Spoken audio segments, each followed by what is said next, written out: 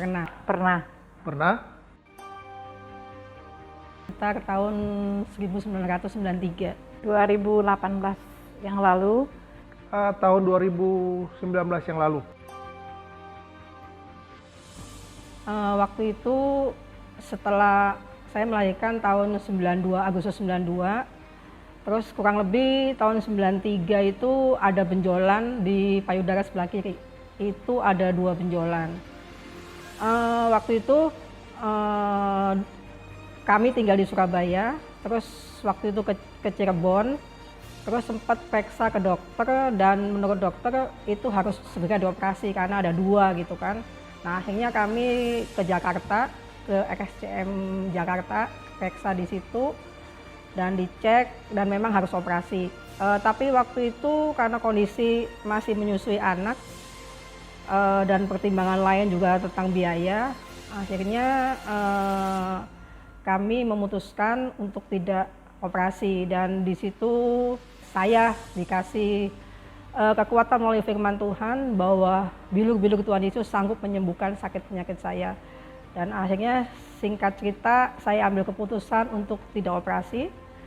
Jadi setiap kali perjamuan kudus saya ambil 2 anggur, 1 saya minum, 1 saya oleskan di benjolan tersebut dan saya imani bahwa kuasa darah Yesus sanggup menyembuhkan sakit saya. Dan puji Tuhan, saya tidak ingat-ingat waktunya kapan, berapa lama, dan pada akhirnya benjolan itu hilang. Dan hilangnya itu bukan yang mengecil-mengecil, tidak, tapi tiba-tiba hilang semua dua-duanya. Benar-benar hilang. Lupa saya berapa tahun itu terjadi kesembuhan itu, tapi pada akhirnya sembuh, hilang semua. Dan sampai hari ini itu benjolan tidak pernah keluar lagi. Saya sering pusing, sering melayang dan akhirnya ketahuan bahwa saya punya gula darah rendah. Bangun tidur itu sekitar 55, 60 berkisar segitu. Dan selama 3 tahun itu tidak terobati. Jadi saya bolak-balik masuk emergency, masuk Eka Hospital, masuk ini Citra Harapan dan beberapa dokter. Tapi saya didiagnosa vertigo. Segala macam obat vertigo diberikan tapi tidak ada satupun yang mempan. Akhirnya akhir tahun lalu 2021 bulan Desember saya betul-betul mengalami pusing dan tidak bisa berbuat apa-apa. Akhirnya saya ke dokter dan setelah diperiksa dokter ternyata trigliserida saya itu sudah 459. Seingat saya waktu itu sebelum terjadi COVID yang melanda dunia ya, anak-anak saya tuh David dengan Faith itu hampir putus sekolah oleh karena mereka tidak ada punya keinginan lagi untuk sekolah, tapi oleh karena pertolongan Tuhan mereka tuh bisa dibawa ke Amerika untuk melanjutkan studi mereka. Karena tanpa pertolongan Tuhan tidak mungkin itu benjolan bisa hilang karena tidak ada tangan medis, tidak ada obat ataupun yang membuat itu benjolan hilang, tapi hanya kuasa darah Yesus yang menyembuhkan saya waktu itu. Jadi itu sebenarnya secara medis jika terlambat saya bisa kena stroke. Jadi itu efek dari saya minum kebanyakan gula.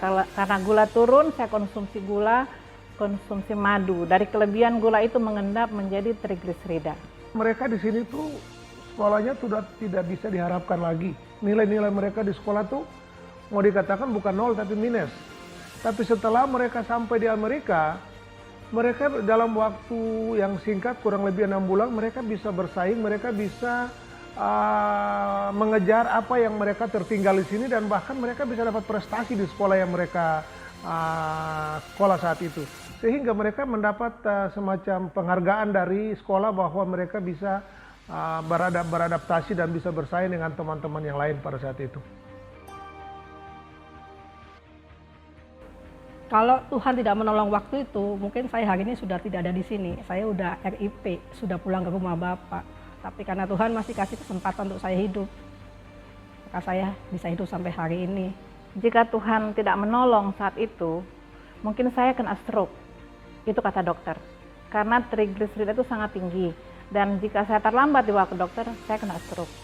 Kalau Tuhan tidak campur tangan dengan anak-anak saya, mungkin ya dengan situasi yang saat ini terjadi di Indonesia, mungkin anak-anak saya tuh yang jelas satu udah putus sekolah, dua mereka tidak tahu masa depannya akan seperti apa. Tapi puji Tuhan, saya melihat bahwa oleh pertolongan Tuhan, setelah mereka pergi ke Amerika, mereka bisa diberkati secara luar biasa. Yang David saat ini sudah bisa menjadi seorang militer Amerika, yaitu di US Marine, sedangkan Faith bisa kuliah di bagian pertambangan, di engineering pertambangan. Jadi itu saya melihat itu mujizat Tuhan yang luar biasa buat kedua anak saya, David dan Faith, sehingga mereka bisa meraih apa yang selama ini yang tidak pernah kami pikirkan, kami bayangkan, mereka bisa mendapatkannya. Karena Tuhan sudah memberikan kesempatan saya hidup, saya mau memberikan hidup saya untuk Tuhan, yaitu dengan menjaga hidup saya untuk hidup yang tidak melukakan hatinya, dan mencoba untuk terus melayani Tuhan dengan hati yang tulus mengasihi Tuhan, bukan karena hal yang lain, tanda kutip duniawi atau apa, tapi benar-benar saya mau melayani Tuhan, sungguh-sungguh melayani Tuhan sampai Tuhan memanggil saya pulang kembali ke rumah Bapa. Saya bersyukur dan saya tetap melayani Tuhan. Itu aja, saya ingin membalas kasih Tuhan yang tidak bisa saya balas. Saya bersyukur sama Tuhan karena luar biasa pertolongan Tuhan bagi kami sekeluarga, teristimewa untuk anak-anak kami. Karena tidak tahu dengan bahasa apa yang kami harus sampaikan, tapi luar biasa kami hanya bisa terima kasih Tuhan. Karena mujizat Tuhan itu sungguh luar biasa bagi kami sekeluarga, teristimewa buat kedua anak kami. Sehingga kami percaya bahwa bagi Tuhan itu tiada yang mustahil.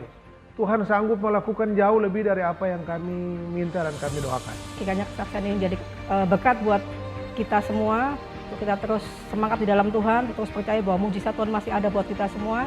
Di tahun 2022 ini, walaupun kami tidak bisa merayakan Natal bersama-sama dengan kedua anak kami yang ada di Amerika, tapi kami bersyukur kami bisa saling sapa satu sama lain.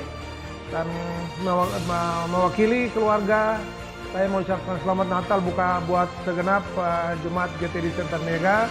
Saya mengucapkan selamat hari Natal buat kita semua. Selamat Natal, Tuhan Yesus memberkati kita semua. Semoga Tuhan Yesus senantiasa menyertai kita semua. Tuhan Yesus memberkati.